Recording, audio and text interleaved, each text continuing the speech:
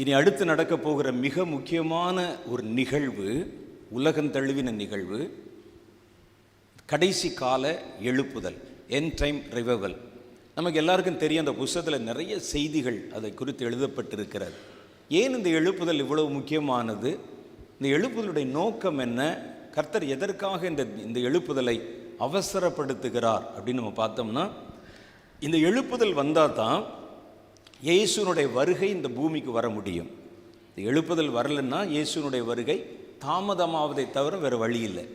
இயேசுனுடைய வருகை இந்த பூமியில் வரணும்னு சொன்னால் அதற்கு முந்தி இந்த எழுப்புதல் வரணும். ஏன் இந்த எழுப்புதல் வரணும்? இயேசுவின் வருகைக்கும் இந்த எழுப்புதலுக்கும் என்ன சம்பந்தம் அப்படின்னு நீங்கள் கேட்டால், உலகத்தினுடைய கடைசியில், உலகத்தினுடைய முடிவிலே இயேசுனுடைய வருகை இந்த பூமியிலே நடக்கும். இயேசு இந்த முறை 2 முறை வரப்போகிறார். முதல் தடவை அவர் வந்தது நமக்கு தெரியும். ஒரு சின்ன குழந்தையாக நம்ம பிறந்த மாதிரி ஒரு மனித சாயலை எடுத்து ஒரு பெண்ணின் வயிற்றில் பிறந்து ஏறத்தாழ 33.5 ஆண்டு காலம் நம்ம கூட தங்கி, அவர் ஒரு தேவன் என்பதை போல காட்டிக்கொள்ளவே இல்லை 30 வயசு வரைக்கும். அதுக்கு பிறகு கூட ஒரு அடிமையை போல, ஒரு ஊழியக்காரரை போல தன்னை காட்டிக்கொண்டு 3 வருஷம் ஊழியம் செய்து குற்றம் சுமத்தப்பட்டு சிலுவையில் அடிக்கப்பட்டு மரித்து அடக்கம் பண்ணப்பட்டு வேத வாக்கியங்கள் நிறைவேற 3ஆவது நாளிலே உயிரோடு எழும்பினார். அது நமக்கு தெரியும். அந்த முறை இயேசு வந்தபோது இவர் தெய்வம் உலகத்துக்கு இறங்கி வந்திருக்கிறார் என்ற செய்தி ரொம்ப கொஞ்சம் பேருக்குத்தான் தெரியும். அதிலும் கொஞ்சம் பேர் தான் அதை விசுவாசித்து ஏற்றுக்கொண்டவர்கள். ஒரு பெருவாரியான உலகத்துக்கு அது தெரியாது, அது தேவையும் இல்லை. இயேசு வந்தார், நமக்காக இரத்தம் சிந்தினார். அந்த இரத்தம் தான் இனிமேல் அவருடைய ஊழியத்தை நிறைவேற்ற போகிறது. முதல்ல இயேசு வந்து உயிரோட ஊழியத்தை நிறைவேற்றினார். மரித்த பின்பு அவருடைய இரத்தம் அந்த ஊழியத்தை செய்து கொண்டு வருகிறது. இப்போ வரைக்கும் நீங்கள் யார் யார் என்னென்ன ஊழியங்கள் செய்தாலும் அந்த இரத்தத்தை வச்சு தான் நம்ம கர்த்தருடைய ஊழியத்தை நிறைவேற்ற முடிகிறது. அப்போ அந்த திட்டம் நிறைவேறிவிட்டது. 2வது முறை இயேசு இந்த உலகத்துக்கு வரப்போகிறேன் என்று அவர் சொல்லியிருக்கிறார். இயேசுனுடைய சீஷர்கள் ஒலிவமலையில் உட்கார்ந்து அங்கே இருந்தபோது ஒரு சந்தேகத்தை அவர்கிட்ட கேட்டாங்க. கர்த்தாவே, உம்முடைய வருகைக்கும் இந்த பூமியினுடைய அந்த முடிவுக்கும் அழிவுக்கும் கடைசிக்கும் அடையாளம் என்னன்னு கேட்டாங்க. நிறைய அடையாளங்களை இயேசு சொன்னார். அதே மலையில் இயேசு உயிரோட வானத்துக்கு எடுத்துக்கொள்ளப்பட்ட போது அவருடைய சீஷர்கள் அண்ணாந்து அவரை பார்த்து கொண்டு ஆச்சரியத்தோடு நிற்கிறாங்க. அப்போ 2 தேவ தூதர்கள் பக்கத்தில் இறங்கி வந்து, கலிலேயராகிய மனுஷரே, ஏன் வானத்தை அண்ணாந்து பார்த்து கொண்டிருக்கிறீர்கள்? உங்கள் கண்கள் காண இந்த இயேசுவானவர் எப்படி வானத்துக்கு எழுந்தருளி போனாரோ அப்படியே திரும்ப வருவார் என்ற ஒரு சத்தியத்தை சொன்னாங்க. இயேசு மறுபடியும் வரப்போகிறார். எப்போ வரப்போகிறார்? இயேசு இந்த உலகத்தினுடைய முடிவிலே, முடிவின் கடைசியில் இயேசுவின் வருகை ஆரம்பிக்கிறது. அதான் ஒவ்வொருவரும் ஒவ்வொரு காலத்தில் இயேசு வருவார் என்று எதிர்பார்ப்பாங்க. ஆனால் வெளிப்படையாக வேதம் சொல்லுது, அவருடைய சீஷர்களுக்கு இயேசு சொன்ன போது உலகத்தின் முடிவுக்கும் அவர் வருகைக்கும் 2 நிகழ்ச்சியும் ஒன்றாக்கி இருக்கிறாங்க. அப்போ இயேசுனுடைய வருகை என்பது அந்த உலகத்தினுடைய முடிவிலே நடக்கக்கூடிய சம்பவம். இந்த முறை இயேசு ஒரு குழந்தை போல வரப்போகிறதில்லை. ஒரு ஏழை வீட்டில் பிறந்து நம்மை போல பிறந்து வரப்போகிறதில்லை. உயிர்த்த சரீரத்தோடு இயேசு பரலோகத்தில் இருக்கிறார். அங்கிருந்து அவருடைய தூதர்களோடு இறங்கி வரப்போகிறார். முதல் தடவை வரும்போது சிங்கிளாக வந்தார் இயேசு. இப்போ ஒரு பெரிய படையோடு வரப்போகிறார். இயேசுனுடைய வருகையின் நோக்கம் என்ன இந்த முறை அப்படின்னு கேட்டால், இந்த பூமியை பிடித்து இந்த பூமியை 1000 வருடம் அரசாளுமை செய்வது, ராஜாவாக இருந்து ஆட்சி பண்ணுவது. முதல் முறை வந்தபோது அவருக்கும் அரசியலுக்கும் சம்பந்தம் இருக்கவில்லை, ராஜாக்களுக்கும் அவருக்கும் சம்பந்தம் இருக்கவில்லை, அரண்மனைக்கும் அவருக்கும் சம்பந்தம் இருக்கவில்லை. இனி இயேசு வரும்போது இழந்து போன இந்த உலகத்தை மறுபடியும் பிடித்து இதில் 1000 வருடம் அரசாளுமை செய்ய போகிறார். அல்லேலூயா. அப்போ இங்கே இருக்கிற எல்லா ராஜ்யங்களை கவிழ்த்தி ஒட்டுமொத்த உலகத்தை ஒரே உலகமாக்கி ஒட்டுமொத்த உலகத்துக்கும் ஒரே ராஜா அவர் இயேசு. நீங்கள் அமெரிக்காவுக்கு போனாலும் அவர்தான் ராஜா, இந்தியாவுக்கு போனாலும் அவர்தான் ராஜா, சென்னைக்கு போனாலும் அவர்தான் ராஜா, காஞ்சிபுரத்திலும் அவர்தான் ராஜா. இயேசுனுடைய ராஜ்யம் பூமியின் கடையாந்தரங்கள் வரைக்கும் நீடித்திருக்கும். அப்போ இயேசு இந்த முறை வந்து உடனே 30 வருஷத்தில் பரலோகத்துக்கு அவர் ஏறி செல்ல போகிறதில்லை. 1000 வருடம் இங்கே இருக்க போகிறார். எப்படி இருக்க போகிறார்னா ராஜாவாக இருக்க போகிறார். அதான் பெருசுங்க. அப்போ இப்போ நம்ம பார்க்குறோம் உலகத்தில் அரசியல் வெவ்வேறு விதமாக இருக்கிறது. ஒவ்வொரு தேசத்துக்கும் ஒவ்வொரு அரசியல் இருக்கிறது, ஒவ்வொரு ஆளுமை இருக்கிறது, ராஜாக்கள் இருக்கிறாங்க, ஆளுமை செய்து கொண்டிருக்கிறாங்க. ஆனால் இயேசு வரும்பொழுது இப்படி உடைந்த ராஜ்யங்கள் இருக்காது, ஒரே ராஜ்யமாக இணைக்கப்படும், பூமி முழுவதும் அரசாளுமை செய்யப்படும். இயேசு முதல் முறை வந்தபோது அவரிடத்துல ஒரு கேள்வி கேட்டாங்க, நீர் ஏன் இந்த உலகத்துக்கு வந்திருக்கிறீர் அப்படின்னு. அவருடைய வருகையினுடைய நோக்கத்தை சொன்னார், இழந்ததை தேடவும் ரட்சிக்கவும் வந்திருக்கிறேன் என்றார். எதை இழந்தார் அப்படின்னு கேட்டால், இந்த உலகத்தை இயேசு இழந்து விட்டார், மனிதர்களை ரட்சிக்க வேண்டியது அவசியமாக இருக்கிறது. இயேசுக்கு 2 கடமை இருக்குது, மனிதர்களை ரட்சிக்கணும், இழந்த உலகத்தை மீட்கணும். இந்த உலகத்துக்கு நமக்கும் இருக்கிற தொடர்பு ரொம்ப சின்னது. இன்னைக்கு பிறக்கிறோம், கொஞ்ச நாள் வாழ்கிறோம், இருக்கிற வரைக்கும் இது எனது எனது எனதுன்னு சொல்கிறோம், நேரம் முடிந்தால் கடந்து போய்விடுகிறோம். நம்ம பயன்படுத்தினது யாரோ பயன்படுத்துகிறார்கள், நம்ம வாழ்ந்த இடத்துல யாரோ இருக்கிறாங்க. அப்புறம் இந்த உலகத்துக்கு நமக்கு தொடர்பே இல்லாமல் போய்விடுகிறது. ஃபோட்டோவில் போயிடுறோம், மறந்துடுறோம், நினைவு நாள் என்று ஒரு நாள் கூட நினைக்கிறது கூட இல்லை, அதோடு விட்டுடுறாங்க. அவ்வளோதான் இந்த உலகத்துக்கு நமக்கும். இந்த உலகத்தை நாம் இதுக்கு முன்னால் உண்டாக்கவும் இல்லை, பின்னால் இந்த உலகத்தை நம்ம கையில் வைத்து ஆளப்போகிறதும் இல்லை. ஒரு வழிப்போக்கன் போல கடந்து போகிறோம். ஆனால் இயேசுக்கும் இந்த உலகத்துக்கும் இருக்கிற சம்பந்தம் அப்படிப்பட்டதல்ல. உண்டாக்கப்பட்ட ஒன்றும் அவராலே அல்லாமல் உண்டாக்கப்படவில்லை. உண்டாக்கப்பட்ட எல்லாம் அவருக்கென்று, அவர் மூலம், அவரால் உண்டாக்கப்பட்டது. அப்படிதான் வசனம் சொல்லுது. அப்போ இந்த உலகத்தை உண்டாக்கினது பிதா உட்கார்ந்து செஞ்சார் நம்ம நினைக்கிறோம். ஆனால் வசனம் என்ன சொல்லு தெரியுமா? உண்டாக்கப்பட்ட ஒன்றும் அவராலே அல்லாமல், யாரால? இயேசுவால் அல்லாமல் உண்டாக்கப்படலையா. உண்டாக்கப்பட்டதெல்லாம் அவருக்கென்று, அவர் மூலமாய், அவரால் உண்டாக்கப்பட்டிருக்கிறது. அப்போ இந்த உலகத்தை இயேசு மனிதர்களுக்கு கொடுக்க வேண்டும் என்று பார்த்து பார்த்து பார்த்து உண்டாக்கினார். உலகத்தில் இருக்கிற ஒவ்வொரு அணு, மண், கல் எல்லாவற்றையும் பார்த்து பார்த்து நல்லது நல்லது நல்லதுன்னு இருந்தால் மாத்திரம்தான் அதை அங்கே உருவாக்கினார். எல்லாத்தையும் உண்டாக்கிட்டு நின்று பார்ப்பார், நல்லது. காற்றை உண்டாக்கிட்டு பார்ப்பார், நல்லது. கடலை உண்டாக்கி பார்ப்பார், நல்லது. யாருக்கு நல்லது? தான் படைக்க போகிற மனிதனுக்கு நல்லது. இப்படி பார்த்து பார்த்து படைச்ச ஒரு பூமியை ஒரு பழத்துக்கு போய் இழந்து விட்டானே மனிதன்.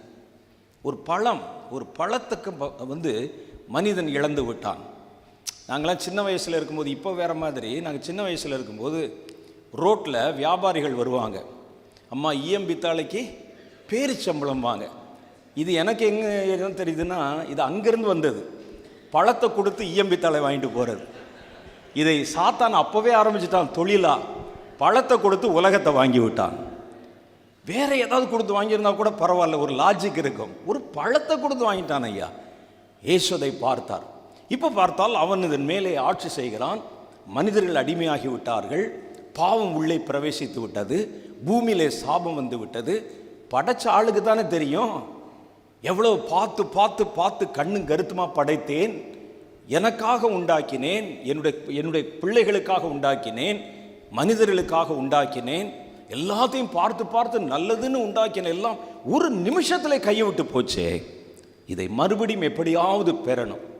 இதில் அவருடைய ஈகோவை தூண்டுற மாதிரி இடையில சாத்தான் வேற ஒரு முறை. இந்த பழ வியாபாரி இயேசுவிடத்தில் வந்து அவர் உயரமான இடத்துக்கு கொண்டு போய், இதோ எல்லாவற்றையும் பார்த்தீரா, பூமியும் அதனுடைய நிறைவையும் அவருக்கு காண்பித்து, இதெல்லாம் என் கைகளிலே கொடுக்கப்பட்டிருக்கிறது, நீர் என்னை தாழ விழுந்து பணிந்து கொண்டால் இவைகளெல்லாம் நான் உனக்கு தருவேன். எவ்வளோ தைரியமான வார்த்தை, எவ்வளோ மேட்டிமையான வார்த்தை. வானத்தையும் பூமி உண்டாக்கின தேவன், பார்த்து பார்த்து உண்டாக்கின தேவன் காலில் விழுந்தா அவன் தருவானா? விடலாமா? இயேசு யோசித்தார், இந்த பூமியை இழந்ததை ரட்சிக்க வேண்டும், இழந்ததை மீட்க வேண்டும்.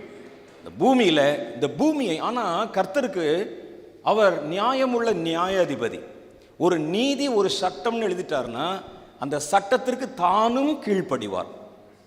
அவர் கீழ்ப்படிவார். நம்ம மாத்திரம் கீழ்ப்படி வைக்கிறது இல்லை, அவரும் கீழ்ப்படிவார். சட்டத்துக்கு மீறி ஒன்றும் செய்ய மாட்டார்.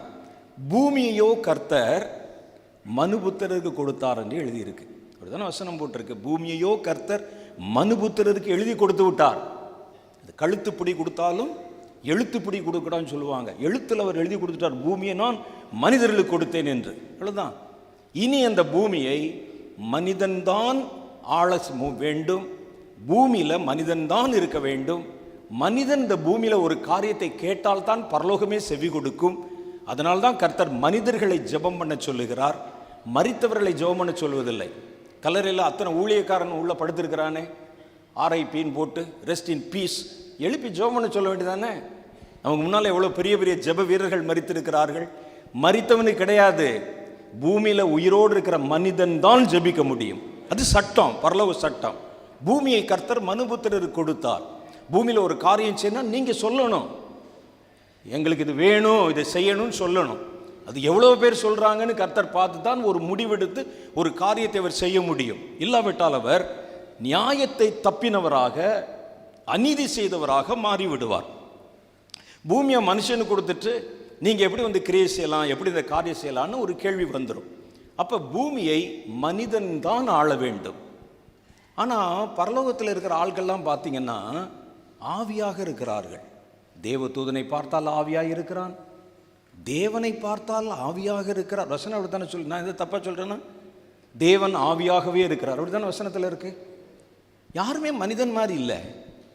அங்கே பார்த்தால் பரலோகத்தில் பரிசுத்த ஆவியானவரை பார்த்தால் அப்படி இருக்கிறார், பிதாவை பார்த்தால் அப்படி இருக்கிறார், கேப்ரியல் தேவதூதனை பார்த்தால் ஆவியாக இருக்கிறான், மிகாவேல் தேவதூதனை பார்த்தா கத்தி கித்தி வச்சிருந்தா கூட ஆவியாத்தான் இருக்கிறான். மனுஷன் மாதிரி ஒருத்தர் இல்லையே. அப்போ இந்த பூமியை மனுஷரை வச்சு பிடிக்கலான்னு சொன்னால் எந்த மனிதனை எழுப்பினாலும் சாத்தான் சுலபமாய் வஞ்சித்து விடுகிறான். எவ்வளோ பெரிய ஆள் எடுத்தாலும். மோசையை நீங்கள் எடுத்து பார்த்தால் குறை இருக்கிறது, ஆபிரகாமுடைய வாழ்க்கையிலே குறை இருக்கிறது. ஆபிரகாம் வந்து என்னிடத்தில் குற்றம் உண்டென்று உங்களில் எவன் சொல்ல முடியும்னு ஆபிரகாம் கேட்க முடியாது. ஒரு பெரிய பட்டியலே வச்சிருக்கிறோம் நம்ம. ஆபிரகாம் கேட்டார்னா சொல்றதுக்கு. ஈசாக்கு சொல்ல முடியாது, யாக்கோபு சொல்லவே முடியாது. அவர் பேரே யாக்கோபு இல்லை, அவர் எப்படி சொல்ல முடியும்? யாக்கோபுடைய பிள்ளைகள் எல்லாம் பரிசுத்தவான், ஒருத்தனும் சொல்ல முடியாது. ரூபன் தன் தகப்பனுடைய படுக்கையில் ஏறினானாமே, இவனை போய் என்ன செய்யறது? தாவீது உங்களுக்கு தான் தெரியுமே, தாவீதுடைய தந்திரமும் தெரியும், தாவீதில் எழுதின கவிதையும் தெரியும், பாட்டும் தெரியும் நமக்கு. யாரை என்ன செய்வது? மனிதன் பிறக்கும் போதே ஜென்ம பாவத்தோட பிறக்கிறான். பூமியில் ஒரு மனிதன் பிறக்கும் போதே பாவியாய் பிறக்கிறான். சின்ன குழந்தைக்குள்ள பாவத்தின் வித்து இருக்குது ஐயா. பாருங்களேன், ஒரு சின்ன குழந்தை பிறக்கிறது, முதல் குழந்தை பிறக்கிறது, தூக்கி தூக்கி கொஞ்சுகிறோம். அந்த குழந்தை அப்படி இருக்கும்போது 1 வயசு 1.5 வயசு இருக்கும்போதே அடுத்த குழந்தை பிறந்துடுது. 2 வயசு அந்த குழந்தைக்கு ஆகும்போது இன்னொரு குழந்தை பிறந்துடுது. தகப்பனும் தாயும் அந்த குழந்தை தூக்குறாங்க. தூக்கும்போது இந்த குழந்தை முகத்தை பாருங்களேன். மதுரையிலே ஒரு பையன் அவனுடைய தங்கச்சி பாப்பாவை தூக்கி கொஞ்சுறாங்கன்னு சொல்லி அதை தூக்கி வாஷிங் மிஷினில் போட்டு அடிச்சிட்டான். நீங்கள் பேப்பரில் படிச்சிருப்பீங்க. அது யார் சொல்லி கொடுத்த அவனுக்கு? அது இயற்கையாகவே நமக்குள்ள பிறக்கும் போதே மனிதன் பாவத்தோடு தான் பிறக்கிறான். பாவ சுபாவம் இருக்கிறது. நல்ல குழந்தைய கூட கவனிச்சு பாருங்க. அம்மா கவனிக்கலன்னா அழுகிற மாதிரி அழுகும். கவனிச்சோன்னு அப்படி மெல்ல பார்க்கும். அப்படி அந்த திருட்டுத்தனம் இருக்கா இல்லையா? கவனிக்கலன்னா ஓன்னு கத்தும். கவனிச்சிட்டாங்கன்னா அப்படி மெல்ல பார்க்கும். அழுதுட்டு அப்படியே கண்ணை அப்படியே வச்சு பார்க்கும், நம்மளை கவனிக்கிறாங்களான்னு. இதெல்லாம் எங்கேருந்து வந்தது? இயற்கையாகவே நமக்குள்ள இந்த பாவ சுபாவம் இருக்கு. ஆண்டவர் பார்த்தார், யாரை எழுப்பினாலும் இவன் இவன் இவன் யார் எழுப்பினாலும் சாத்தான் ஒரு நொடியிலே தட்டிறானையா. பாவத்தை ஜெயிக்க முடியவில்லை, மாம்சத்தை ஜெயிக்க முடியவில்லை, பாவ சுபாவத்தை ஜெயிக்க முடியவில்லை. தன்னைத்தான் ஜெயிக்க முடியாத ஒருவன் எப்படி இந்த உலகத்தை ஜெயிப்பான்? எப்படி சாத்தானை ஜெயிப்பான்? ஆகவே இயேசு பார்த்ததுக்கு வேற வழியே இல்லை. நாமே மனுஷனாய் போய் நாமே மனிதனாய் வந்தால்தான் இந்த உலகத்தின் ஆட்சியை நம்ம பிடிக்க முடியும். ஏனென்றால் பூமியை கர்த்தர் மனிதனுக்கு கொடுத்தார். ஆகவேதான் இயேசு மனிதனாய் வெளிப்பட்டார். அவர் சொல்லும் போதெல்லாம் நீங்க பாருங்களேன், நீர் உன்னதமான தேவகுமாரன் சொன்னா கூட அவர் மூச்சுக்கு மூச்சு மனுஷகுமாரன் என்ற வார்த்தையை தான் பயன்படுத்துவார். ஏன் பயன்படுத்துகிறார் தெரியுமா? நான் மனுஷகுமாரன், எனக்கு இந்த பூமியில இப்ப ரைட் வந்து விட்டது. இந்த பூமியை நான் ஜெயிக்க முடியும், பூமியில நான் ஆள முடியும், பூமியில ராஜாவா இருக்க முடியும், பூமியை கைப்பற்ற முடியும். பூமியை மனுபுத்திரர் கொடுத்தார்ல, மனிதன் யாரும் தகுதியா இல்லையே, தேவனே மனிதனாய் இறங்கி வந்து விட்டார். எப்படி இருக்கும்? அவரே இறங்கி வந்து ஜெயிக்க முடியாததெல்லாம் ஜெயித்து காண்பித்து, மாம்சத்தை ஜெயித்து, பாவத்தை ஜெயித்து, மரணத்தை ஜெயித்து, சாத்தானை ஜெயித்து, இந்த உலகத்தின் அதிகாரத்தை கைப்பற்றும் தகுதி உள்ள மனிதனா இயேசு இருக்கிறார். அல்லேலூயா. இப்ப இயேசு ஒருத்தர் தான் இந்த பூமியை பிடிக்க முடியும், பிடிக்கணும். இந்த பூமியை பிடிச்ச அவருக்கு என்னன்னா, பார்த்து பார்த்து படைச்ச பூமி என் கண்ணுக்கு முன்னாலே சாத்தானால் பயன்படுத்தப்பட்டு பூமியில் இருக்கிறது எல்லாவற்றையும் தன்னுடைய இச்சைக்கும் பாவத்திற்குமாக மாற்றி வைத்து பூமியை அலங்கோலப்படுத்தி அசிங்கப்படுத்தி கேவலப்படுத்தி நான் படைத்த மனிதர்கள் என் ரூபத்தின்படியும் சாயலின்படியும் இருந்த மனிதர்களை கேவலப்படுத்தி அசிங்கமாக்கி குடிக்க வச்சு விரிக்க வச்சு ரோட்ல விழ வச்சு சாத்தானுக்கு அதுல ஒரு சந்தோஷம். ஏன்னா கர்த்தர் மனிதனை தம் ரூபத்தின்படி சாயலின்படியும் படைத்தாராம். மனிதனை பார்க்கும் போதெல்லாம் சாத்தானுக்கு எரிச்சலா இருக்கும். பாருங்களேன், ஒரு ஆளை, ஒரு அதிகாரத்தில் இருக்கிற ஒரு ஆளை இவன் போய் அடிக்க முடியாது, ஒன்றும் செய்ய முடியாது. ஆனால் என்ன செய்வான்னா, அவர் மாதிரியே ஒரு உருவ பொம்மையை செஞ்சு செருப்பில் அடிப்பான். பார்த்துருக்கீங்களே? அடிக்கணும்னா நேராக போய் அந்த ஆளை அடியா, உருவ பொம்மை செஞ்சு எடுத்து வந்து அப்படியே செருப்பில் அடிச்சுக்கிட்டே வருவாங்க, தீ வச்சிருவாங்க. சாத்தானுக்கு இப்போ தேவனை ஒன்றும் செய்ய முடியாது, அவரை பார்த்தாலே கோபம் வருகிறது. ஆனால் தேவனுடைய முகத்தை வச்சு நீங்கள் நிற்கிறீங்க. அப்போ என்ன செய்வது? அவர் மேல் இருக்கிற வெறுப்பெல்லாம் மனிதர்கள் மேலே காட்டுகிறான்.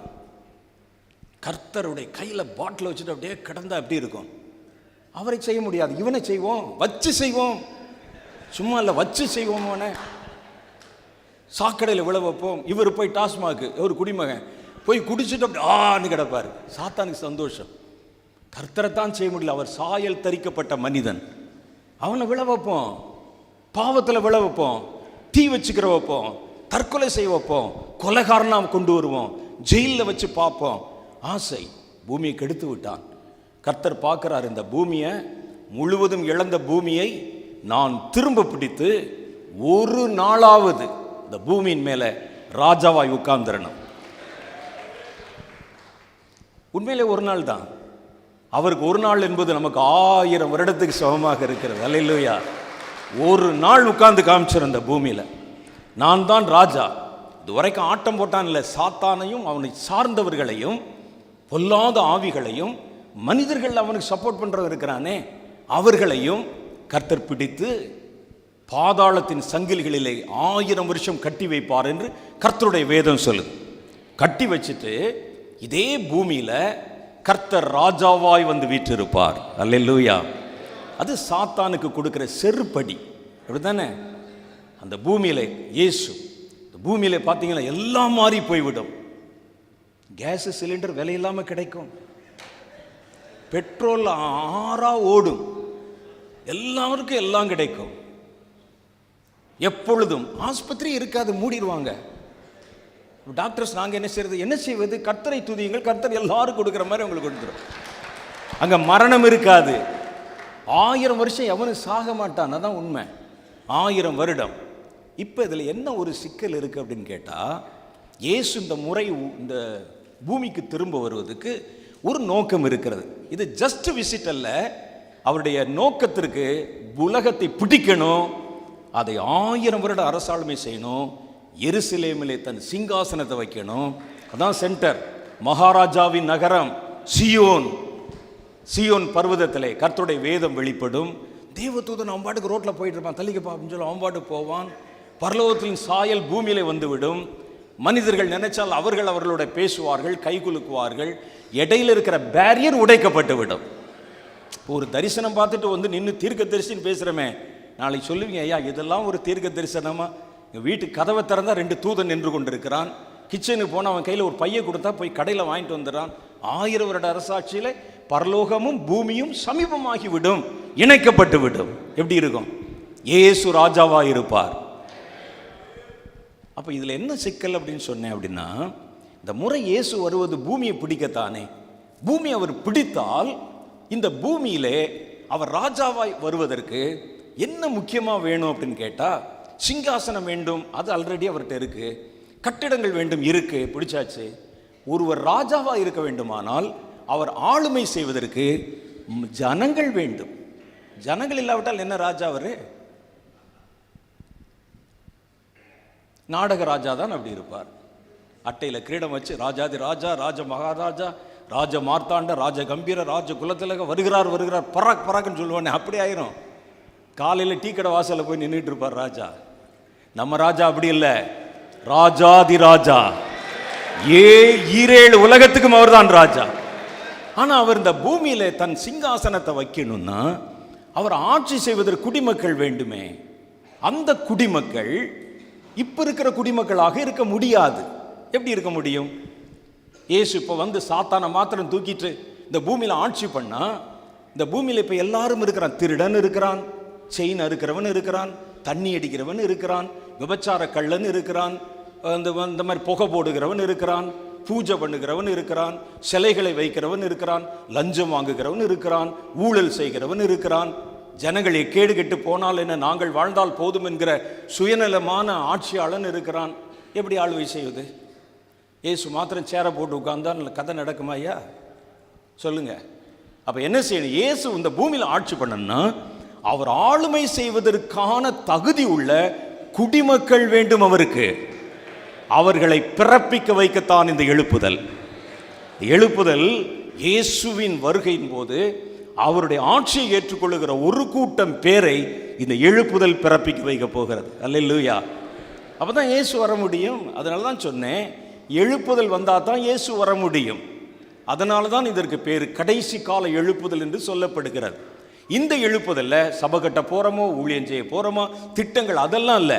ஒரே பிளான் தான் இந்த எழுப்புதலை பிறக்கிறவங்களுக்கு. இயேசுவின் ராஜ்யம் பூமியிலே வரணும். இதைத்தான் இயேசு நம்ம சின்ன குழந்தைகளா இருக்கும் போதே நமக்கு சொல்லிக் கொடுத்தார். உம்முடைய ராஜ்யம் வருவதாக, உம் சித்தம் பரமண்டலங்களில் செய்யப்படுவதை போல இந்த பூமியிலே செய்யப்படுவதாக. அதுதான் அவருடைய நோக்கம். பரலோகத்தில் அவர் சித்தம் செய்யப்படுவதை போல பூமியிலே செய்யப்படணும். அப்ப இங்க இருக்கக்கூடிய திருடர்கள், ரவுடிகள், கஞ்சா பிடிக்கிறவன், சாராயம் குடிக்கிறவன், டாஸ்மாக் கடன் நடத்துறவன், இவர்களை வைத்தல்ல, ஒரு ஃபில்டர் பண்ணணும் கர்த்தர் பூமியை. பூமியில தான் ஆளுமை செய்வதற்கான ஜனங்களை பிறக்க வைக்கணும். அவர்களை பிறக்க வைக்கத்தான் இந்த எழுப்புதலை கர்த்தர் திட்டமிடுகிறார். இந்த எழுப்புதலை 2 காரியம் நடக்க போகிறது. ஒன்று, இந்த எழுப்புதலை பிறக்க வைக்கிறவர்கள் இருக்கிறாங்கல்ல. ஏன்னா பூமியிலே கர்த்தர் ஒரு காரியத்தை செய்யணும்னா மனிதர்களை கொண்டுதான் செய்ய முடியும். பூமியையோ கர்த்தர் மனுபுத்திரருக்கு கொடுத்தார். அப்ப நம்ம இல்லாம கர்த்தர் செய்ய முடியல. ஒரு ஊழியம் செய்யணும்னா கர்த்தர் நம்ம தானே சொல்ல வேண்டி இருக்குது. யோசிச்சு பாருங்க, பரலோகத்தில் அத்தனை தூதர்கள் பாட்டு தானே பாடிக்கிட்டு இருக்கிறீங்க. போய் ஆள் கொஞ்சம் ட்ராக்ஸ் கொடுங்க, ஏன்னு அனுப்பல கர்த்தர்? கோடான கோடி தூதர்கள் இருக்கிறாங்களே, தேவ தூதர்கள், செட்டையெல்லாம் வச்சுக்கிட்டு நம்ம கூட போகணும்னா சைக்கிளில் போகணும், நடந்து போகணும், கால் தான் இருக்கு, செட்டையெல்லாம் கிடையாது, பஸ்ஸில் போகணும், ட்ரெயினில் போகணும். தூதர்கள் அவ்வளோ பேர் சும்மா பாட்டு தானே பாடிக்கிட்டு இருக்கிறாங்க. பூமியில் போய் அங்கங்கே நின்று ட்ராக்ஸ் கொடுத்தா என்ன? பூமியை கர்த்தர் மனிதனுக்கு கொடுத்தார். மனிதன் ரட்சிக்கப்படனா மனிதன் தான் போய் சொல்லணும், தூதன் வரமாட்டான். ஜெபம் பண்ணுவது நம்ம தான் ஜெபம் பண்ண முடியும். இயேசு கெத்சமனையிலே ஜெபம் பண்ணி கொண்டிருக்கிறார். ஜெபம் பண்றார், பாரம் அவருக்கு தாங்க முடியல. 2 தேவ தூதர்கள் அவருக்கு வந்து பணிவிடை செய்தார்கள் என்று எழுதியிருக்குது. ஞாபகம் இருக்கா உங்களுக்கு? ஆனால் இயேசு நேராக போய் தம் சீஷர்களை எழுப்பி 1 மணி நேரமாவது என்னோடு விழித்திருக்க கூடாதான்னு கேட்டார். நானா இருந்தால் என்ன சொல்லியிருப்பேன் தெரியுமா? உங்கள் பக்கத்தில் 2 தூதர்கள் இருக்கிறாங்களே ஆண்டவரே, அவர்களை முழங்கால் போட்டு ஜெபம் பண்ண சொல்லலாமே, எங்களை ஏன் வந்து எழுப்புகிறீர்னு சொல்லியிருப்பேன். நான் பேதுருவா இருந்தால் சொல்லியிருக்கலாம்ல. 2 தேவ தூதர்கள் சும்மா அப்படியே கர்ச்சி கொஞ்சம் தொடச்சி விடுற, முழங்கால் போடு ஜெபம் பண்ணுவோம் சொல்லியிருக்கலாம்ல. ஜெபம் பண்ணுவது மனிதர்கள் தான் பண்ண முடியும். அதனால தான் கர்த்தர் தூதர்கள் தன் பக்கத்தில் இருந்தா கூட அவங்கள தாண்டி போய் மனிதர்களை எழுப்பி அவர்களை ஜெபம் பண்ண வைத்தாராம். அப்ப இன்னைக்கு இந்த ஒரு எழுப்புதல் வரணும்னா மனிதர்கள் வேண்டும். அவருக்கு இந்த பெரிய திட்டத்தை நிறைவேற்றுவோம், அங்கே மனிதர்கள் வேண்டும். நீங்க செய்யுங்க, தூதர்கள் உங்களுக்கு உதவி செய்வாங்க. நம்ம செய்யாம இருந்தால் அவர்கள் செயல்பட முடியாது. ஏன்னா நம்ம தானே இந்த வீட்டுக்கு சொந்தக்காரர்கள், பூமிக்கு நம்ம தானே சொந்தக்காரர்கள். பூமியை கர்த்தர் நமக்கு தானே கொடுத்திருக்கிறார். நீங்க வேலை செஞ்சா உங்களுக்கு ஹெல்ப் பண்றதுக்கு தூதர்கள் வருவாங்க. இல்லாவிட்டால் ஒன்றும் நடக்காது. அதனால தான் கர்த்தர் நம்ம ஏவி கொண்டிருக்கிறார். அப்போ இப்போ என்ன செய்ய போறாங்க? இந்த கடைசி கால திட்டத்தில் ஒரு எழுப்புதலை கர்த்தர் வாக்கு பண்ணுகிறார். அதற்கு மனிதர்களை கொண்டுதான் அந்த எழுப்புதலை கர்த்தர் கொண்டு வர முடியும். மனிதர்கள், அந்த மனிதர்கள் ஊழியர்கள், சுவிசேஷகர்கள், ஜெபிக்கிறவர்கள், சபை மேய்ப்பர்கள், நம்ம எல்லாரையும் கர்த்தர் அழைத்து இந்த ராஜரீக திட்டத்தை பற்றி பேசுகிறார். கர்த்தர் இன்னைக்கு நம்மளெல்லாம் உட்கார வச்சு இன்னைக்கு நான் பேசுவது பிரசங்கம் அல்ல, உங்களுக்கு தெரியாத பிரசங்கமா சொல்லுங்க பார்க்கலாம். நீங்கள் வாரம் நீங்கள் பேசி படித்து எவ்வளோ, அது ரொம்ப கஷ்டம். சுவிசேஷகர் 4 பிரசங்கத்தை வச்சுட்டு உலகம்லாம் போயிட்டு வந்துடுவோம். தீர்க்கதரிசி எனக்கு ஒன்றும் கஷ்டமே கிடையாது. கர்த்தர் பேசினா பேசுவேன், இல்லாட்ட பேசாமல் இருந்துடுவேன். ஆனால் உங்கள் நிலைமை அப்படி இல்லை. வாரம் செய்தி சொல்லணும். ஒரு வாரத்தில் பேசுகிற செய்தியில் ஒரு பாயிண்ட் அடுத்த வாரம் பேசினா ஒருத்தன் தலையை சொருவான். இல்லை, இது போன வாரமே பேசியாச்சு பாஸ்டர்னு சொல்லுவான். பழைய சோறே போட்டால் இப்படி பாஸ்டர், கொஞ்சம் புதுசாக சமைச்சு கொண்டாட வேணாமா பாஸ்டர்னு சொல்லுவான்.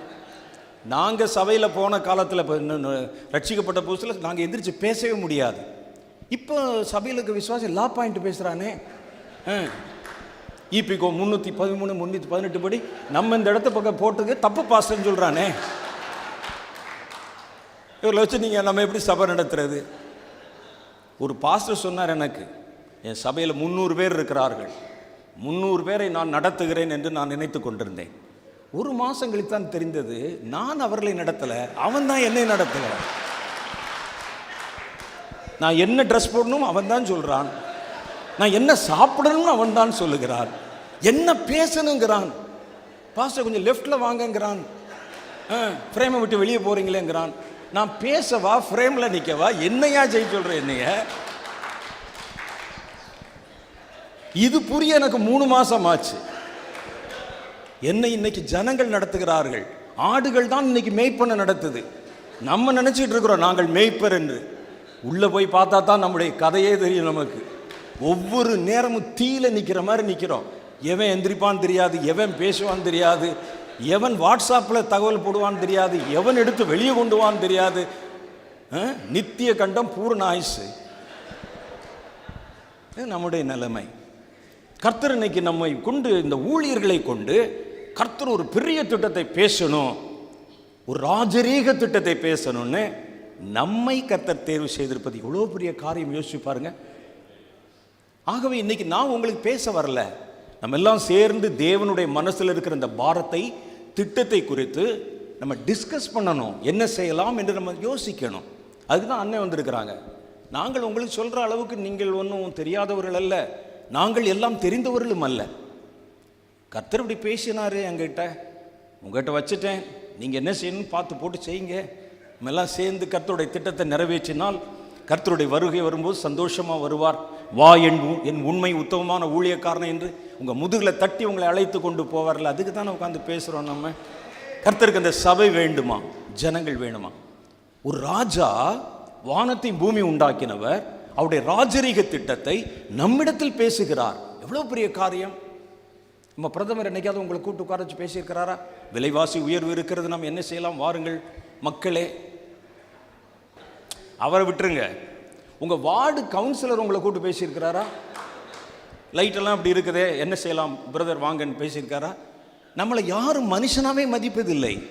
ஆனால் கர்த்தர் உங்களை தம்முடைய சேனாதிபதிகளாக மதித்து நம்மை அழைத்து உட்கார வைத்து, சாதாரண வேலை இல்லை, தம்முடைய ராஜ்யத்தை அமைக்கிற பணியை குறித்து பேசி கொண்டிருக்கிறார். இது சாதாரண விஷயமான்னு யோசிச்சு பாருங்க. எவ்வளோ பெரிய அதிகாரத்தை கர்த்தர் நமக்கு தந்திருக்கிறார். உங்க மதிப்பு அவருக்கு தாங்க தெரியும். சும்மா வர்றவன் நிற்கிறவன் போறவன் அவனுக்கெல்லாம் தெரியாது. உங்கள் மதிப்பு என்னவென்று அவருக்கு தெரியும். உங்க மதிப்பு என்ன தெரியுமா? உங்க மதிப்பு என்ன தெரியுமா? விலையேற பெற்ற இயேசுவின் ரத்தம் தான் உங்களுடைய மதிப்பு. என்னை கர்த்தர் சாதாரணமாக காசு கொடுத்து வாங்கல, தன் ரத்தத்தை கொடுத்து வாங்கி இருக்கிறார், தன் ஜீவனை கொடுத்து வாங்கி இருக்கிறார். அப்போ எவ்வளோ விலை மதிப்பு இல்லாதவர்கள் நம்ம. அதனால்தான் கர்த்தர் நம்மை அழைத்து பேசி கொண்டிருக்கிறார். அப்போ என்ன செய்ய போறாரு? இந்த எழுப்புதல் வரணும் ஐயா, கடைசி கால எழுப்புதல் வரணும். என்ன செய்யலாம் சொல்லுங்க? எப்படிலாம் செய்யணும்? உனக்கு என்ன வேணும்னு கேளு, நான் உனக்கு தர்றேன். ஏன்னா வேலை அவருடைய வேலை அல்லவா? என்ன வேணும்? அபிஷேகம் வேணும், வாங்கிக்க. ஆனால் வச்சு வியாபாரம் பண்ணக்கூடாது, அவ்வளோதான். முதல்ல வரைக்கும் ஜோம் பண்ணும்போது நல்லா தானே ஜோம் பண்ணுறான். ஒரு அனாயிண்டிங் வந்து தலையை உதறிட்டான்னா வேற ஆளாக மாறிடுறானே. ஒரு 2 நிமிஷம் இடைவிடாமல் அந்நிய பாஷை பேசினா ஆளே டிரான்ஸ்ஃபார்ம் ஆயிடுறானே. பாஸ்டர் கர்த்தர் எனக்கு நேற்று என்ன சொன்னார் தெரியுமா உங்களை பார்த்து அப்படின்னு நமக்கு புத்தி சொல்கிறானே. நீங்கள் நல்லா 40 நாள் ஜெபம் பண்ணணுமா? சபைக்கு வராமல் விட்டால் கூட பரவாயில்லை, நீங்கள் 40 நாள் ஜெபம் பண்ணணுமா? கர்த்தர் சொல்லுகிறாரே அப்படின்னு சொல்கிறான். அப்போ அதுவும் இல்லை, இன்னைக்கு கர்த்தர் எழுப்புதலுக்கு உண்மையாகவே உங்களுக்கு என்ன தேணுமோ அதை தருவதற்கும் உங்களோட பேசுவதற்கும் தகுதிப்படுத்துவதற்கும் அவர் ஆயத்தமாய் காத்திருக்கிறார். எனக்கு ராஜ்யம் வரணும் அவருக்கு, பூமி வரணும் அவருக்கு. இது 2 கட்டமாக வைத்திருக்கிறார். முதல் கட்டம், நம்மெல்லாம் எழுப்புதலை பிறப்பிக்கிறவர்கள். நம்ம மூலம் நம்ம பிளான் போட்டு தான் கர்த்தருடைய ஆவியானவர் நம்மோடு சேர்ந்து எழுப்புதலை பூமியில கொண்டு வர போகிறார். அல்லேலூயா! எவ்வளோ பெரிய காரியம் பாருங்க. நம்ம மூலம் தான் எழுப்புதல் வரப்போகுது. இயேசுவுக்கு ஆட்கள் வேணும் அந்த எழுப்புதல் திட்டத்தில். நம்ம மூலம் அந்த எழுப்புதல் பிறக்கும். நம்ம மூலம் பிறந்த எழுப்புதல்ல ஒரு கூட்டம் ஜனங்கள் பிறக்கிறாங்க பாருங்க. பெரும் திரள் கூட்டம் பிறப்பாங்க. அவன் வித்தியாசமாய் இருப்பான். வித்தியாசமாய் தேவனுடைய பூரண வல்லமையினால் நிறைந்திருப்பான்.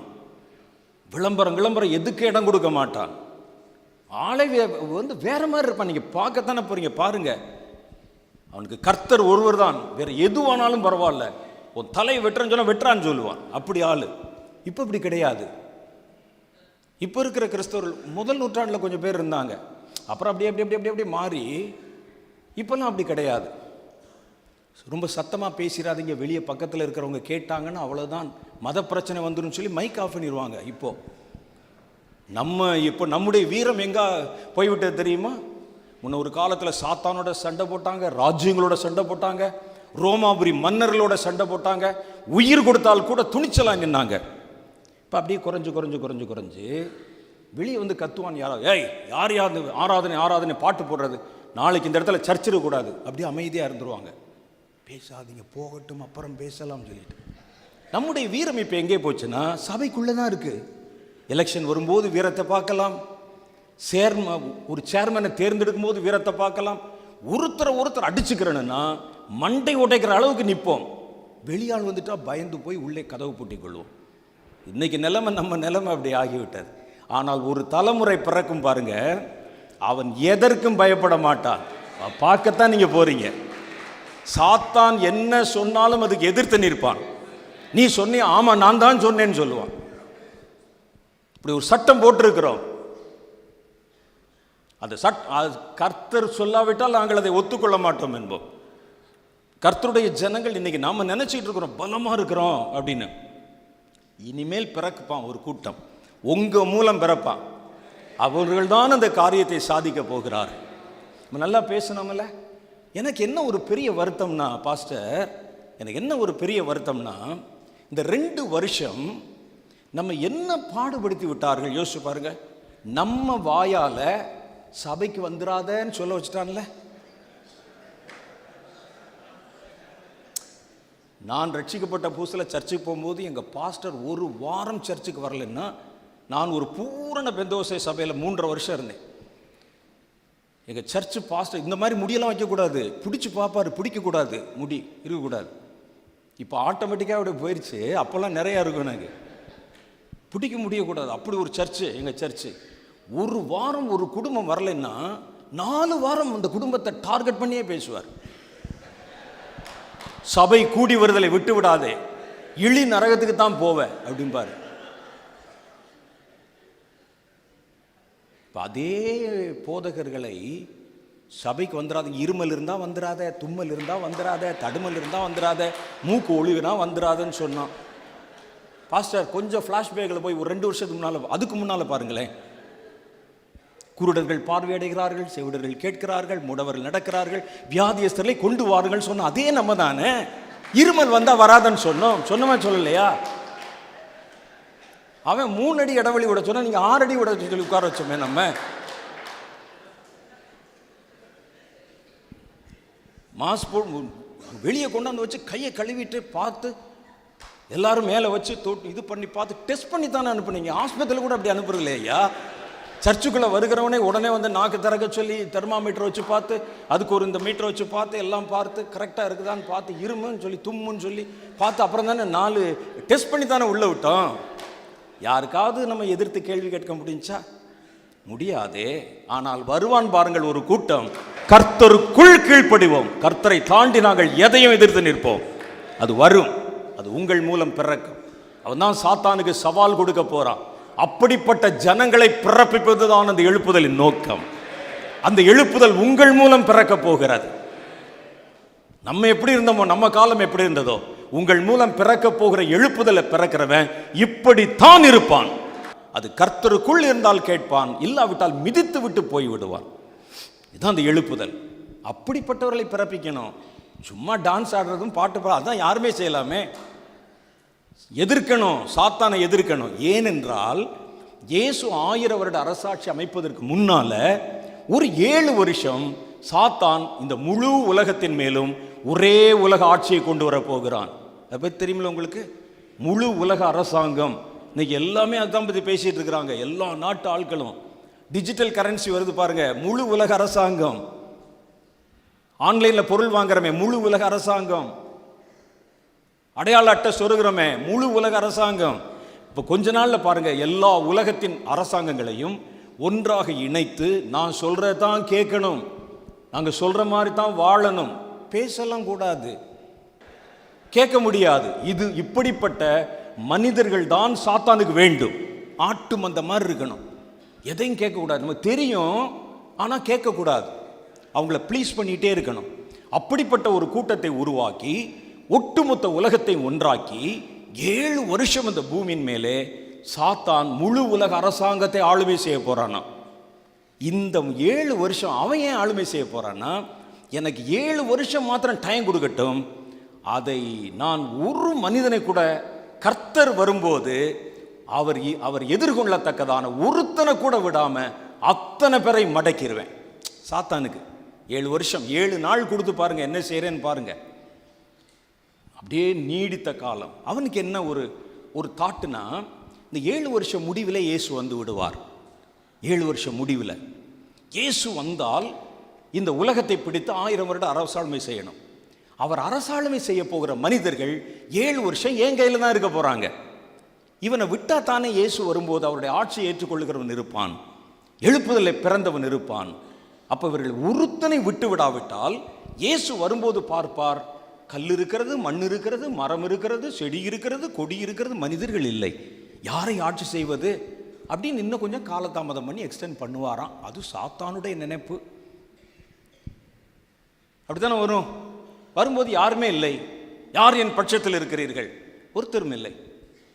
எல்லாம் சாத்தானுடைய முத்திரை வாங்கிட்டு எல்லாம் கார்டு வச்சுட்டு ஃபோன் வச்சுட்டு அப்படியே திரு முழிச்சிட்டு யாரடா நம்ம ஆட்சி பண்ணுறது, யார் ஆட்சி பண்ணுறது? அப்போ ஏசு சொல்வார், சரி ஒருவரும் இல்லை, இன்னும் கொஞ்ச நாள் கழித்து வரலாம். அப்படி சாத்தான் எக்ஸ்டெண்ட் பண்ணலான்னு நினைத்து கொண்டிருக்கிறான்.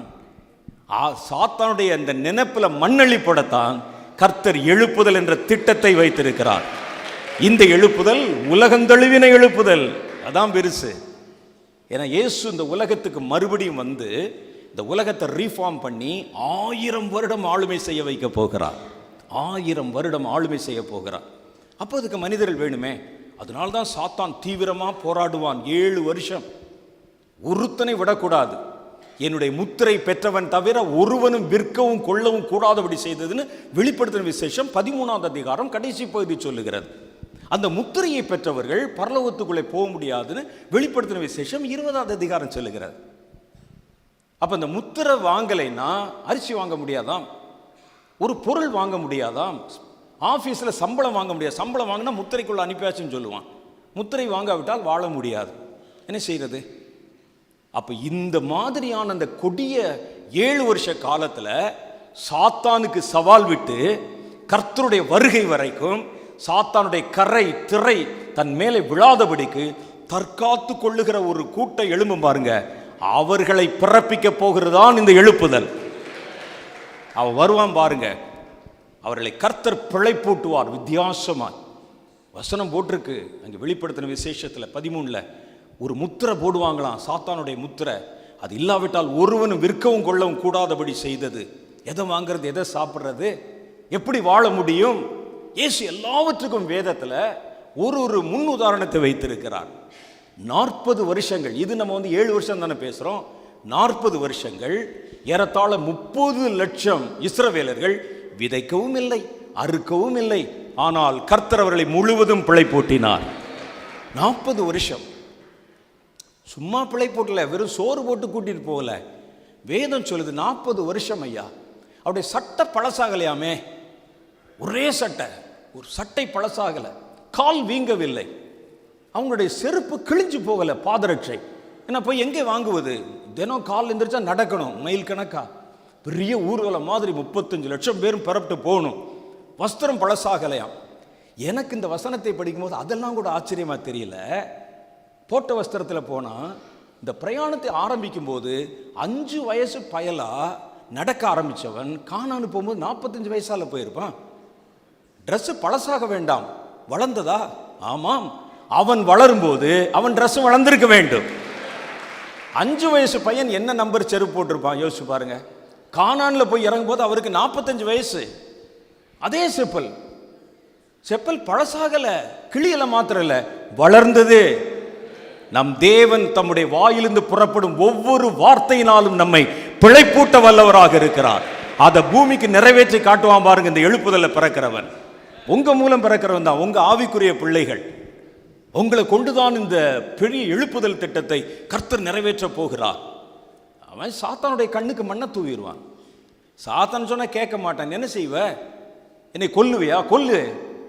சரீரத்தை மாத்திரம் கொல்லுகிறவர்கள் பயப்படாமல் நிற்பான்.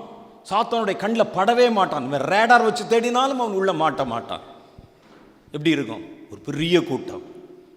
அந்த கூட்டத்தை கர்த்தர் பூமியில மிச்சமாய் வைப்பார். இதுல 2 காரியம் கர்த்தர் செய்ய போறாரு. ஒன்று, எழுப்புதலை பிறக்க வைக்கிறவர்கள் நீங்களும் நானும். எழுப்புதல் ஒரு பெரிய கூட்டம் பிறந்துரும். அப்புறம் அவர்களே அந்த எழுப்புதலை கையில் எடுத்துக்கொண்டு உபத்திரவ காலத்திலும் மகா உபத்திரவ காலத்திலும் இந்த 7 வருஷத்திலும் அந்த எழுப்புதல் தீ அணைய விடாமல் கொண்டு போய் கொண்டே இருப்பார்கள். சாத்தானுக்கு தெரியாம ரகசியம் அந்த வேலை நடக்கும். அப்பத்தான் நம்ம இயேசு வர முடியும். இல்லாவிட்டால் எப்படி வர முடியும்?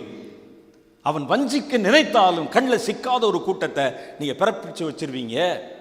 அந்த 7 வருஷம் வருது பாருங்களேன். அந்த 7 வருஷம் வர்றதுக்கு முன்னால, சாத்தானுடைய 7 வருஷம் வர்றதுக்கு முன்னால இந்த எழுப்புதலை பிறப்பிக்க வைத்த உங்களையும் என்னையும் நம்முடைய சபையையும் இதான் நமக்கு கர்த்தர் கொடுக்கிற கடைசி ப்ராஜெக்ட். இந்த எழுப்புதல் நீங்க கொண்டு வந்த உடனே, அந்த எழுப்புதல் தீ பற்றி கொண்ட உடனே, நல்லா எரிய ஆரம்பிச்ச உடனே, திடீர்னு ஒரு நாள் நல்லா ஊழியம் போயிட்டு இருக்கோம், சர்ச்செல்லாம் நிரம்பி வழியும், உங்க மூலம் அந்த எழுப்புதல் அலை தேசத்தை பற்றி கொள்ளும், சந்தோஷமா இருக்கும். திடீர்னு ஒரு எக்கால சத்தம் கேட்கும். அப்ப நீங்க தயாரா இருக்கணும். ஆண்டவரே, நான் இவ்வளவு பெரிய சர்ச்சை கட்டிட்டேன், வரமாட்டேன்னு சொல்லிடாதீங்க, மாட்டிக்கிறீங்க. எழுப்புதல் வந்தது. ஆண்டவரே, 1,00,000 பேர் எங்கள் சபையில் இருக்கிறாங்க. ஒரு ஆள் வந்து ஜெபம் பண்ண சொன்னார். சின்ன சபைனா 1000 பேருன்னு. நான் வந்து 1,00,000 பேர் சின்ன சபையாக இருக்கட்டும் ஜெபம் பண்ணேன். இன்னைக்கு 1,00,000 பேர் இருக்கிறாங்கன்னு நீங்கள் சபையை பிடிச்சிட்டே நிற்கக்கூடாது. கர்த்தர் வர சொன்னால் போக சொன்னால் போயிடணும். கடைசி நேரத்தில் ஒரு எக்கால சத்தம் கேட்கும் என்று வேதம் சொல்லுகிறது. அந்த எக்கால சத்தம் கேட்ட உடனே எங்கேயோ வானத்தில் கேட்ட மாதிரி எல்லார் காதலையும் கேட்காது. இந்த கடைசி ப்ராஜெக்டை முடித்தவர் காதில் தான் கேட்கும். மேலே போய் பார்ப்பீங்க, மாடியில், ஒருவேளை மொட்டை மாடியில் எங்கே சத்தம் கேட்குது, 7 எக்காலம் கேட்குது, சத்தம் கேட்குதுன்னு பார்த்தா கல்லறைகள் திறக்கப்பட்டு மனிதர்கள் அப்படியே வானத்தில் பறக்கிறதை பார்ப்பீர்கள். இதில் வசனத்தில் சொல்லியிருக்கு. நான் கொஞ்சம் ஆக்ஷனோட சொல்கிறேன், அவ்வளோதான். மேலே அப்படி பறக்கிறதை பார்ப்பீர்கள். ஆச்சரியமா, என்னடா அது அப்படின்னு பார்த்து கொண்டிருக்கும் போதே மறுபடியும் ஒரு எக்கால சத்தம் கேட்கும். உங்களுடைய சரீரத்தில் ஒரு சிலிர்ப்பு உண்டாகும். நீங்களும் பறக்க ஆரம்பிச்சிருவீங்க. வேதம் அதைத்தான் சொல்லுகிறது. ஒரு இமைப்பொழுதிலே, ஒரு நொடி பொழுதிலே நாமும் அவரோட கூட எடுத்துக்கொள்ளப்படுவோம். இந்த திட்டத்தை முடிச்சவங்களை 7 வருஷத்துல கர்த்தர் விட மாட்டார். 7 வருஷத்துக்கு முன்னாலே கர்த்தர் எடுத்துக்கொண்டு போய் விடுவார்.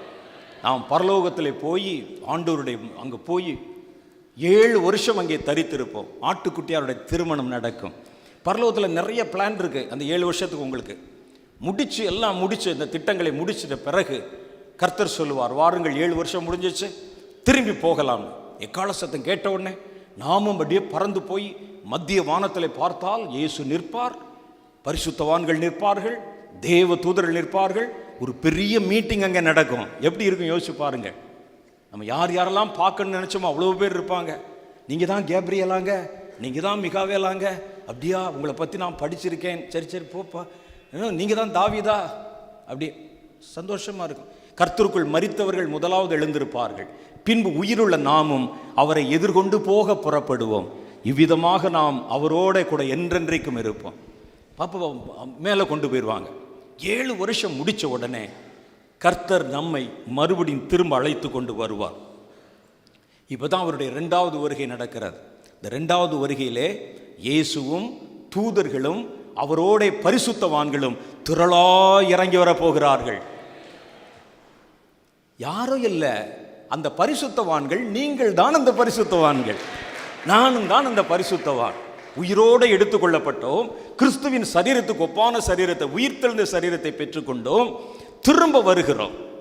வந்து இந்த பூமியில் இந்த 7 வருஷம் மிச்சமாக விடப்பட்டவங்க யாரு? எழுப்புதல்ல அவர்கள் சாத்தானுக்கு சவால் கொடுத்து தங்களுடைய வஸ்திரம் கரை திரைப்படாமல், சாத்தானுடைய தந்திரங்களுக்கு உட்படாம ஒரு கூட்டம் பேர் மிச்சமாக வைக்கப்பட்டிருப்பாங்க. அவர்களைத்தான் கர்த்தர் ஆளுமை செய்ய போகிறார்.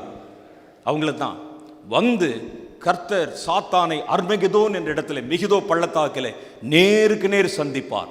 ஒரு பக்கம் கர்த்தர், அவருடைய தூதர்கள், சேனை, நீங்க நான் எல்லாரும் பார்த்தீங்கன்னா இயேசு மாதிரி நாமும் ட்ரெஸ் எல்லாம் போட்டு பட்டயத்தை எல்லாம் பிடித்து கொண்டு ஒரு பக்கம் நின்று கொண்டிருப்போம். இந்த பக்கம் சாத்தான் அவனுடைய சேனை அழைத்து கொண்டு அவரை முகமுகமாக எதிர்க்க கடந்து வருவான் என்று வேதத்தில் எழுதியிருக்கிறது. மெகிதோ என்ற ஒரு பள்ளத்தாக்கில் இந்த பெரிய சரித்திர நிகழ்வு நடக்கும். சாத்தானும் அவனுடைய தூதரும் பெரிய கூட்டம் வந்து நிற்பாங்க. அப்போ கர்த்தர் சொல்லுவார், என் பட்சத்தில் இருக்கிறவர் வாருங்கள். சாத்தான் நினைப்பான், உங்கள் பட்சத்தில் ஒருத்தனும் இல்லை, நீர் ஆளுமை செய்வதற்கு யாரும் இல்லை. நாம் எல்லாம் வந்து மேலே போயிட்டு வந்துட்டோம், நம்மை ஆளுமை செய்வதில்லை. நாம் எல்லாம் இயேசுவோடு சேர்ந்து ஆளுகை செய்ய போகிறோம். நம்ம தான் ஒரு தடவை அப்படியே எடுத்துக்கொள்ளப்பட்டு சரீரமெல்லாம் வானத்துக்குரிய மேனியாய் மாறி இயேசுவ மாதிரில வந்து நிற்கிறோம். பூமி இப்போ நமக்கு இல்லை, இங்கே இருக்கிற ஆள்க. சாத்தான் அப்படி நினைச்சு பின்னால திரும்பி பார்த்தா அந்த கூட்டத்திலிருந்து உன்னதத்தில் வருகிறவருக்கு ஓசன்னான்னு ஒரு பெரிய சத்தம் கேட்கும். கடற்கரை மணலத்தனை போல ஒரு கூட்டம், உயிருள்ளவர்கள், கரைபடாதவர்கள், கர்த்தருடைய வருகைக்கு காத்திருந்தவர்கள் அவரை எதிர்கொண்டு போவார்கள். எப்படி இருக்கும் பாருங்க. சாத்தானுக்கு பெரிய ஷாக்கு. கர்த்தர் சாத்தானையும் அவனுடைய தூதர்களையும் பிடித்து பாதாளத்தில் 1000 வருஷம் அடைத்து வைப்பாராம். அப்போ இந்த ஜனங்கள் இருக்கிறாங்களா, 1000 வருடம் மிச்சம் இருந்தவங்க, எழுப்புதலில் பிறந்தவங்க, உங்கள் மூலம் பிறந்தவங்க, ஆவிக்குரிய பிள்ளைகள், அவங்க எல்லாம் உயிரோடு இருக்கிறவர்களாக இருப்பார்கள். இவங்களை வச்சு கர்த்தர் 1000 வருடம் பூமியை அரசாளுமை செய்ய போகிறார். எருசலேமில் அவருடைய சிங்காசனம் இருக்கும். அப்போ நம்மளாம் என்ன செய்ய போகிறோம்? இயேசு இருக்கிற இடத்துல நம்ம இருக்க போகிறோம். நமக்கு எல்லாருக்கும் கர்த்தர் பூமியை ஆளுமை செய்கிற பொறுப்பை பிரித்து கொடுக்க போகிறார். எல்லாருக்கும் நாம் அவரோட கூட ஆளுகை செய்வோம் என்று எழுதியிருக்கிறது. நீங்கள் குடிமக்கள் அல்ல, எழுப்புதலில் பிறந்தவன் தான் குடிமக்கள். நாம் இயேசுவோடு ஆளுமை செய்ய போகிறவர்கள். ஒரு கூட்டம் பேர் ஆசாரியர்களாக இருப்பாங்க, ஒரு கூட்டம் பேர் ராஜாக்களாக இருப்பாங்க. அவனவன் செய்த கிரிகளுக்கு ஏற்றபடி நீங்கள் ஒருவேளை எம்எல்ஏ இருக்கலாம், எம்பியா இருக்கலாம், அல்லது ஒரு தேசத்துக்கு நீங்கள் தான் உத்தரவாதியாக இருக்கலாம், சென்னைக்கு நீங்கள் தான் மேயராக கூட வச்சிருக்கலாம். கர்த்தர் ராஜா கர்த்தர் தான். ஆனால் உங்களுக்கு ஆட்சியை கர்த்தர் எல்லாருக்கும் பிரித்து கொடுக்கிறார். ஒன்றுமே செய்யாமல் நான் 2 டிராக்ஸ் தானே கொடுக்குறேன், சரி வார்டு கவுன்சிலராவது போடான்னு சொல்லி அனுப்பிடுவார். ஏன் கவலைப்படுகிறீர்கள்? இதெல்லாம் நமக்கு தான் செஞ்சு வைத்து கொண்டிருக்கிறார்கள். பார்க்குறீங்களே, பெரிய பெரிய கட்டணம் அப்படி பார்த்துட்டு ஒரு நாளாவது இதுக்குள்ளே போயிடணுமே. ஒரு நாள் இல்லை, 1000 வருஷம் உள்ளே போக போகிறீங்க. என்ன இதெல்லாம் நமக்கு தான். பூமி 1000 வருடம். ஏன் கர்த்தர் 1000 வருடம் அந்த மனிதர்களை இந்த பூமியில் வைக்கிறார்? இந்த 1000 வருஷத்தில் மரணம் இல்லை, ஆனால் பிறப்பு இருக்கும். 1000 வருஷத்தில் மனிதர்கள் பல்லுகி பெருக ஆரம்பிச்சிருவாங்க. முதல் முறை கர்த்தர் பூமியை அழித்த போது வெறும் 8 பேரை வைத்து மறுபடியும் பூமியை ரீஃபார்ம் பண்ணினார். ஒரு பெருந்திரள் கூட்டத்தை 1000 வருஷம் இந்த பூமியில் வச்சு அவர்களை மனிதர்களை திரளாய் பெருக பண்ணி 1000 வருட முடிவிலே சாத்தான் கொஞ்ச காலம் விடுதலையாக்கப்படுவான். அவனை நிரந்தரமாய் கர்த்தர் யுத்தத்திலே அழித்து அவனை தண்டித்து பூமியில் இருக்கிற அத்தனை பெரிய பெருந்திரள் கூட்டத்தையும் அப்படியே பரலோகத்தோடு இணைத்து புதிய வானத்தையும் புதிய பூமியை உண்டாக்கி பரலோகமும் பூமியும் ஒன்றாய் இருக்கும்படி அருள் செய்வார். இயேசு நமக்கு நித்திய ராஜாவாய் இருப்பார். நாம் அவரோட கூட ஆளுமை செய்கிறவர்களும் ராஜாக்களும் பிரபுக்களுமாக இருப்போம். இதுதான் பிளானா. இதில் தான் நீங்கள் வருகிறீர்கள். எங்கே வருகிறோம்? நாம் இந்த எழுப்புதலை கொண்டு வருவதிலே கர்த்தர் நமக்கென்று ஒரு பெரிய திட்டத்தை வைத்திருக்கிறார். மனிதர்கள் இல்லாமல் இந்த எழுப்புதல் சாத்தியம் இல்லை. அதற்கு கர்த்தர் சொல்றாரு, இந்த எழுப்புதல் முறையாக கடந்து போகணும்னா அதுக்கு ஒரு அமைப்பு வேணும், சபை வேண்டும். எழுப்புதல் அந்த ஊரில் ஒருத்தர் வர்றார், இங்கே ஒருத்தர் பாட்டு பாடுறார், இப்படி இருந்தால் சாத்தான் ஈஸியாய் வஞ்சித்து விடுவான். அந்த எழுப்புதல்ல 3 விஷயங்கள் சபைக்கு முக்கியமாக இருக்கிறது. ஒன்று, எழுப்புதலை பிறப்பிக்கும் சபைகள். உங்கள் சபையிலிருந்து எழுப்புதல் பிறந்து கொண்டே இருக்கும். தினம் அனுதினமும் ரட்சிக்கப்படுவர்களை கர்த்தர் சபையிலே சேர்த்து வந்தார். உங்கள் பாட்டை கேட்கிறவன், பிரசங்கத்தை கேட்கிறவன், செய்தி கேட்கிறவன், சத்தம் காதில் விழுந்தவன்லாம் ஓடி வந்து விழுந்து உங்கள் சபைக்குள்ளே ரட்சிப்பு திரளா பெருகும். சபைக்கு ரெண்டாவது ஒரு முக்கியமான வேலை இருக்கு, எழுப்புதலை பாதுகாத்து கொள்வது. எழுப்புதலை பாதுகாத்து கொள்வது. கள்ள உபதேசம் வந்துடக்கூடாது. ஏன்னா இப்போ நிறைய ஜனங்கள் கூட்டமாக வர்றான்னு சொன்ன உடனே எல்லாரும் ட்ரெண்டை மாற்றிடுவாங்க. கள்ள உபதேசம் பண்ண கூட ஆமாம் எழுப்புதல் எழுப்புதல் அப்படின்னு சொல்லி அவனும் உள்ளே வந்துடுவான். இந்த எழுப்புதலை பாதுகாக்கக்கூடியவர்கள் பத்திரப்படுத்தி அந்த எழுப்புதலை கலப்படமோ ஒரு மாதிரி டைலூட் ஆகிறதோ எதுவும் வராமல் பாதுகாத்து கொள்ளணும். அப்போஸ்தலர் அல்லாதவர்கள் தங்களை அப்போஸ்தலர் என்று சொன்னதை நீ சோதித்து பார்த்து அறிந்து கொண்டாய். அப்படி கொஞ்சம் சர்ச்சு. மூணாவது ஒரு சர்ச் இருக்கும். இந்த வந்த எழுப்புதலை உலகம் முழுவதும் பரவ செய்கிறவர்கள். உலகம் முழுவதும் பரவ செய். இந்த மூன்று பெரிய கடமைகளை கர்த்தர் இந்த கடைசி கால சபைக்கு வைத்திருக்கிறார். எழுப்புதல் வந்தால் சபைக்குள்ளே தான் வரணும். சபை இல்லாமல் வெளியே வந்தால் அது ஒரு கட்டுப்பாட்டுக்குள்ளே இருக்காது. ஆளுக்கு சட்டத்தை கையில் எடுத்தால் எப்படி இருக்குமோ அது மாதிரி மாறி போயிடும். அதனால தான் கர்த்தர் என்ன செய்கிறார்னா, எழுப்புதல் வரப்போகிறதுக்கு முன்னால் சபைகளை கர்த்தர் ஒன்று திரட்டி கொண்டிருக்கிறார். நீங்கள் தான் முக்கியமாக வேணும். நாங்கள் எழுப்புதலை பற்றி பிரசங்கிக்கலாம். ஆனால் எழுப்புதலை பிறக்க வைக்கிறதும் அதை பாதுகாப்பதும் அதை பரவ வைக்கிறதுமான மூன்று வேலையை சபையும் சபை தலைவர்களும் தான் செய்ய முடியும். இல்லாவிட்டால் அது நடக்காது. எப்படி நடக்கும்? ரோட்டில் எழுப்புதல் வந்தால் ரோட்டோடு போய்விடும். இனி வருகிற எழுப்புதல் உலகம் தழுவின எழுப்புதலாக இருக்கும். ஏன்னா கர்த்தருடைய 1000 வருட அரசாட்சியில் பூமியிலே மறுபடியும் திரளாய் பிறப்பிக்கப்பட போகிற மனிதர்களில் எல்லா இன மக்களும் இருக்கணும். சீனாக்காரர்கள் இருக்கணும், ஜப்பான்காரன் இருக்கணும், ரஷ்யர்கள் இருக்கணும். இந்த உலகத்தை அப்படியே கர்த்தர் ரீஃபார்ம் பண்ண போகிறார். யாரும் ஒரு ஆளும் விட்டு போயிடக்கூடாது. அதனால தான் கர்த்தர் உலகம் தழுவின எழுப்புதலை கொண்டு வருகிறார். அப்போ உலகம் தழுவின எழுப்புதலை கொண்டு வருகிறார். ஆனால் அந்த எழுப்புதலை இந்தியாவில் ஆரம்பிக்கிறார், அதுவும் சென்னையில் ஆரம்பிக்கிறார், தமிழ்நாட்டிலிருந்து கொண்டு வருகிறார்னா இந்த உலகம் தழுவின எழுப்புதலுக்கும் நாம தான் மூல காரணியாக இருந்து திட்டமிடணும். யாருக்கு தெரியும், உங்கள் சபைகளை கர்த்தர் உலகத்தின் பல தேசங்களை கிளைகள் பரப்ப வைக்கலாம். நம்ம உண்மையிலேயே எழுப்புதல் கனி கொடுக்குறவங்களா இருந்தால் கர்த்தர் பயன்படுத்துவாரா பயன்படுத்த மாட்டாரா? நம்ம சும்மா அண்ணன் சொன்ன மாதிரி நம்ம எதையாவது ஒரு இது போட்டு கொடுக்கறது, காணிக்க வசூல் பண்ணுறது, அப்படி இப்படின்னு ஏதாவது செய்தால் கர்த்தர் பார்ப்பார். இவன் கையில் கொண்டு போய் கொடுத்தா என்ன ஆகும்? உண்மையிலே எழுப்புதலுக்கு பயன்படுத்தப்பட்டா உங்கள் ஊழியம், எழுப்புதல் ஊழியம் உலகத்துக்கு தேவை. வெறும் தமிழ்நாட்டுக்குள்ள மாத்திரம் இல்லை, இது உலகம் தழுவின எழுப்புதல். கர்த்தர் உங்களை பறக்க வைப்பார். உங்களுக்காக உலகத்தை சுருக்கி விடுவார். உங்கள் சபைகளினுடைய எண்ணிக்கையை கர்த்தர் ஆங்காங்கே கொண்டு வந்து பல தேசங்களில் வைப்பார். நடக்குதா இல்லையான்னு பாருங்க. நடக்கும், நடக்கணும். நடந்தால்தான் இந்த எழுப்புதல் வரும்.